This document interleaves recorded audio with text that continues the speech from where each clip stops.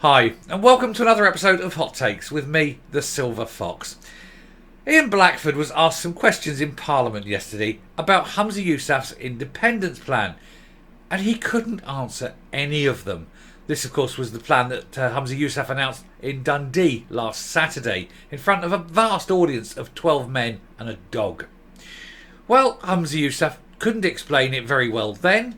And of course, Blackford hasn't read the briefing papers. Blackford wasn't at that meeting, so he wouldn't have heard it. But he just thought he would have read the briefing papers. But apparently not. But then he's not really interested in anything if it doesn't have a crust round it. So he was asked these questions and he flailed about and looked rather stupid, which is something we come to kind of expect anyway. I can't deny that. Anyway, we'll take a look at this article to see why it's so very hard for people in the SNP to explain the inner workings of Humza Yousaf and his madcap ideas on independence. Here goes. So, Ian Blackford left stumped as he is unable to explain Humza Yousaf's Skexit plan. I suspect Humza Yousaf couldn't explain Humza Yousaf's Skexit plan.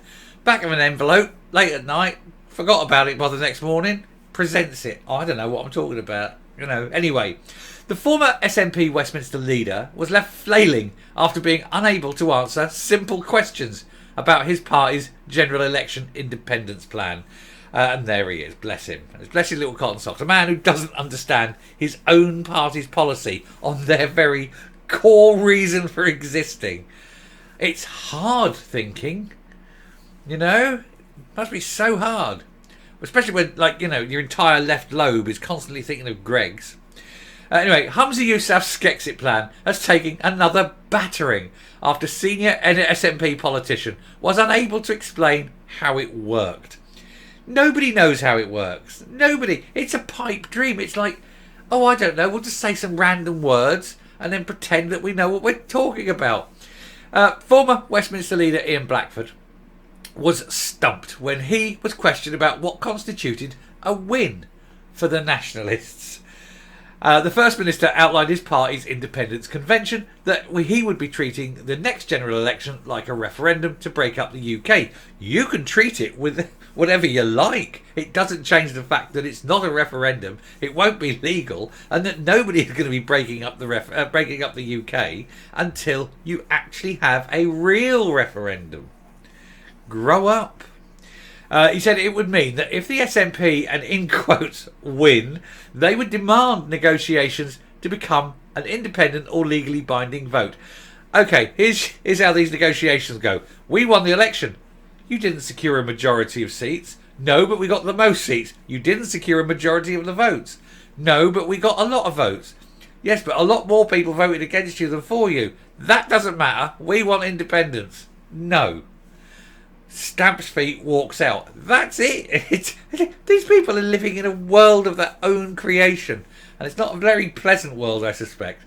Anyway, he fell short of calling it a de facto referendum, like that proposed by his predecessor, Nicola Sturgeon, who also set the higher goal of winning more than 50% of the popular vote.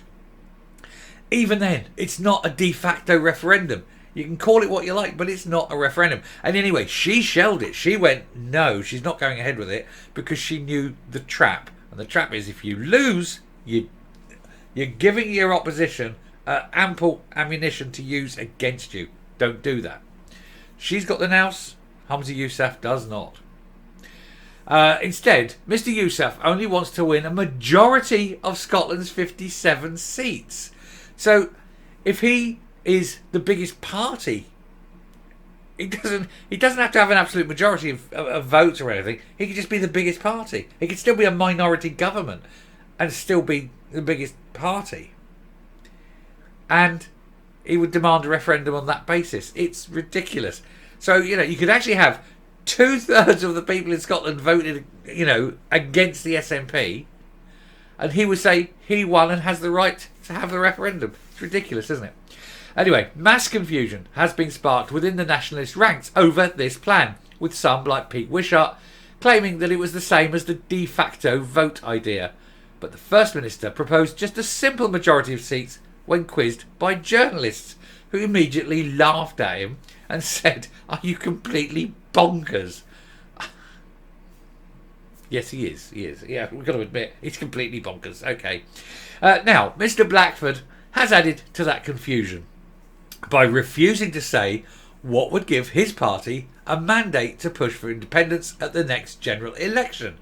The Skye, Lochaber and Ross MP has already confirmed he will be stepping down before the vote. Yes, it's of little interest to him anyway. Speaking to ITV Borders, he was repeatedly questioned about what the SNP would see as a victory. The majority of seats or a majority vote. Instead, he rambled on about already having a mandate and how he was going to eat some pies. He said, "We're a year away from that election and we will make it very clear what we're saying. It will be line 1, page 1 of the manifesto that a vote for the SNP is a vote for independence. We will spell out in detail what that means as we run through that campaign." Now, he's saying that a vote for the SNP is a vote for independence. That means a vote that isn't for the SNP is a vote that's for not having independence. And if more people vote for not having independence, you lose your argument. It's a very dangerous ploy, especially given how low you are in the polls. But it will be an absolute joy to all the opposition, be they Labour, Lib Dem, Conservative, Independent, you name it. They will love this because they know unless they get like a massive, which they're not going to get, unless the SNP get a massive majority, then that's it. Independence is dead because they've laid the rules out. Oh, but look, all these votes against independence. You lose. Anyway, he said this election ought to be about the right of people of Scotland to choose their own future. They do, and they keep voting no. He says, and that's what the First Minister is speaking about. Journalist Peter McMahon pointed out that he had not defined what a win for his party looked like, and that people had a right to know what they were voting for. But his pleas fell on deaf ears. He heard the question, mate. He just couldn't answer it. He hasn't got a clue. Mr. Blackford replies, "We will absolutely spell it out in the election campaign what we're asking people to do and what the consequences of that will be." Well, the consequences are you're going to go into this election, you're not going to win, and then, Pete, that will be taken as a complete rejection of independence and your cause will be set back 80 years. Woohoo. What a clever move. He says they've absolutely given to that mandate to the Scottish Parliament. Westminster should recognise the sovereign right of that Parliament to deliver what it was asked to do, which is a referendum. They're not doing that. The Parliament have not been asked for a referendum. The majority of people voted against the SNP and therefore, by your rules, against a referendum and independence. You can't have it both ways, Tubby.